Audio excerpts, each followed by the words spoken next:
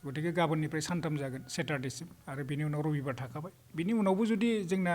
माने गोजांनाया जुदि बारानिफ्राय बारा जायोबा हयथ' आरो एक्सटेनसन जों खालामबावनो हागौ बेथ' मोजाङानो जादों खारन जोंबो बिराद गुसु मोनदों आरो जोंथ' एसे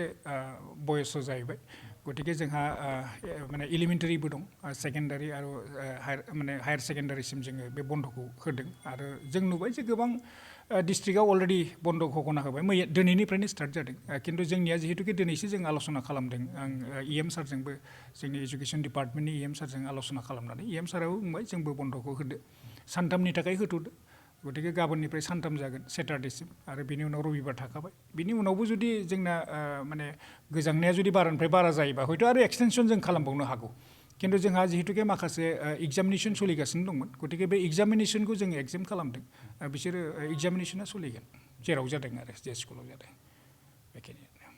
गतिके गाबोननिफ्राय सानथाम जागोन सेटारडेसिम आरो बिनि उनाव रबिबार थाखाबाय बिनि उनावबो जुदि जोंना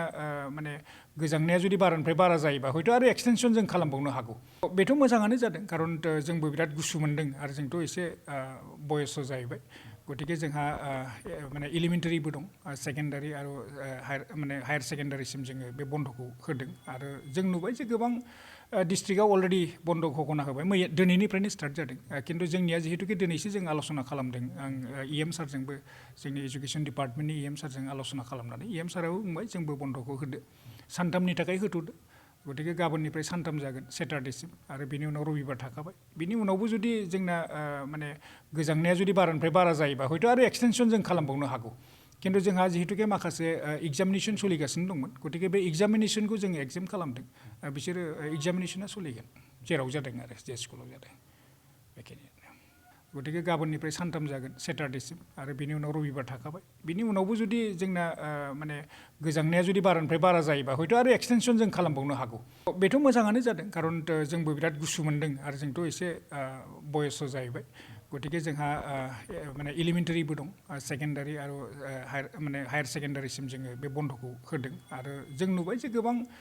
डिस्ट्रिक्टआव अलरेडि बन्द' घोषणा होबाय दिनैनिफ्रायनो स्टार्ट जादों खिन्थु जोंनिया जिहेतुके दिनैसो जों आल'सना खालामदों आं इएम सारजोंबो जोंनि एजुकेसन डिपार्टमेन्टनि इएम सारजों आल'सना खालामनानै इएम साराबो बुंबाय जोंबो बन्द'खौ होदो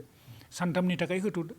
गतिके गाबोननिफ्राय सानथाम जागोन सेटारडेसिम आरो बिनि उनाव रबिबार थाखाबाय बिनि उनावबो जुदि जोंना माने गोजांनाया जुदि बारानिफ्राय बारा जायोबा हयथ' आरो एक्सटेनसन जों खालामबावनो हागौ खिन्थु जोंहा जिहेतुके माखासे एग्जामिनेसन सोलिगासिनो दंमोन गतिके बे एग्जामिनेसनखौ जोङो एगजेम खालामदों बिसोरो एग्जामिनेसना सोलिगोन जेराव जादों आरो जे स्कुलाव जादों बेखिनियानो